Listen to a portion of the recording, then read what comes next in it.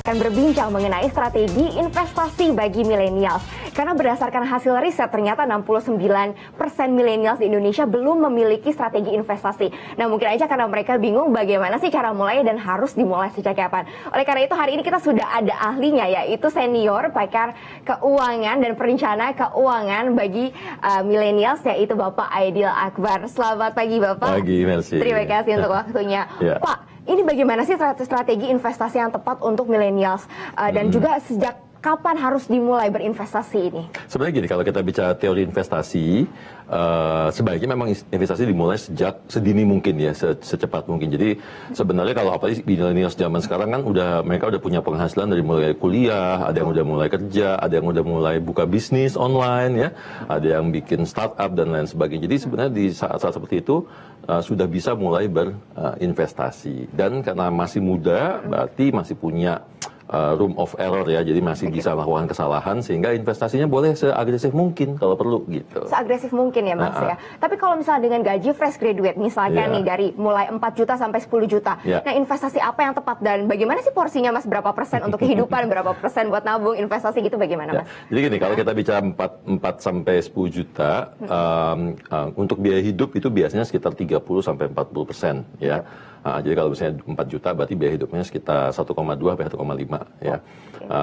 Kalau misalnya dia untuk bayar kos-kosan masih bisa tuh ya. Tapi kalau misalnya 4 juta mungkin agak mepet ya. Tapi kalau dia sekitar 7 juta itu masih bisa bayar kos-kosan. Nah kemudian untuk cicilannya biasanya kalau udah mulai beli mobil nih atau beli motor, biasanya cicilan itu sekitar 30% dari penghasilan gitu ya. Nah kemudian sisanya berarti ada 30 sampai 40 plus 30 kan, berarti ada 70% sudah. Sisanya 30%. Nah 30% ini biasanya yang dipakai oleh millennials buat seru-seruan nih ya. Buat ngopi, buat traveling gitu dan sebagainya. Padahal sebenarnya porsi ini yang bisa kita investasikan. Jadi sebenarnya tarik ulur gitu antara lifestyle, gaya hidup dengan tabungan dan investasi. Gitu. Nah, berarti ini adalah keputusan sebenarnya ya. Betul. Apakah mau banyak ngopi-ngopi atau disisihkan untuk investasi begitu ya Mas?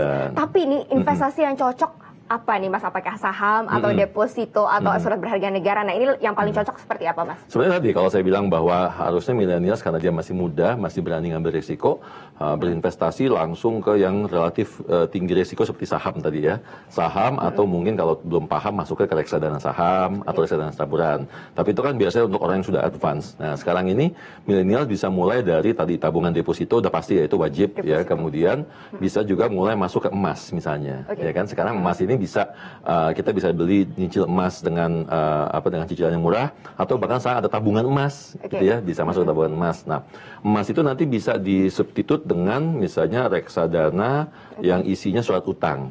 Ada reksadana obligasi ya. Betul. Atau bisa disubstitut juga atau digantikan juga dengan misalnya sekarang ini udah banyak kali seperti ORI, obligasi retail Indonesia, atau bisa Sukri ya, Sukuk retail ya kan. Kemudian juga ada produk lain namanya seperti SBR dan lain sebagainya. Jadi banyak sekali pilihan-pilihan yang untuk kaum millennials bisa berinvestasi dengan nominal yang mungkin 1.500.000 bahkan di bawah itu. Reksadana sekarang di beberapa reksadana yang dijual kerjasama ya dengan marketplace gitu ya, itu bahkan bisa dijual dengan harga 10.000 sampai 25.000 gitu. Jadi nggak ada alasan untuk tidak berinvestasi. Gitu. Tipsnya Mas, apakah harus nyemplung dulu baru belajar atau gimana Mas? Karena kan kadang-kadang kita ini takutnya nggak ada waktu untuk pantau saham misalkan atau pantau reksadana. Tipsnya Mas? Nomor satu sih ada baiknya memang tetap harus belajar dulu ya, belajar dulu. Bahkan sekarang kita udah banyak sekali kelas-kelas di pasar modal, ada kelas pasar modal juga ya, bisa berlatihan dulu. Kemudian saya juga ada beberapa kelas-kelas yang kita bisa ikut, yang sehari, 2 hari, 3 hari dan sebagainya. Nah, paling nggak dari situ dapat basic knowledge-nya ya. Tapi juga jangan kelamaan belajar. Jadi belajar mulu, nggak nyemplung, nggak turun gitu ya. Setelah belajar sehari 2 hari, baca-baca ya, Google, research dan lain sebagainya. Setelah mantap seminggu 2 minggu, kemudian mulai dengan nominal kecil gitu ya, dan mulai dengan investasi yang paling rendah risikonya kayak tadi. Misalnya emas atau reksadana pendapatan tetap atau reksadana pasar uang. Mulai dari situ dulu. Mulai dengan nominal kecil 100.000, 200.000, 300.000 ya. Setelah nanti nyaman 3-6 bulan, oh ternyata kalau perlu misalnya lihat market naik turun dan sebagainya, setelah mulai nyaman baru masuk ke investasi yang lebih agresif, misalnya reksadana campuran atau reksadana saham atau langsung masuk ke saham setelah itu. Kalau misalkan millennials ini sudah punya tujuan, misalkan mau pergi umroh atau misalkan mau beli rumah atau mobil. Ini gimana sih cara ngitungnya untuk bisa sesuai dengan targetnya gitu, Mas? Investasi seperti apa ya itu? Jadi gini, kalau kita udah punya tujuan, biasanya kita matching nih antara tujuan dengan jangka waktu dengan produk keuangan, Oke, baik. ya kan? Nah, misalnya mau beli rumah berarti kan yang dicari DP-nya, gitu ya.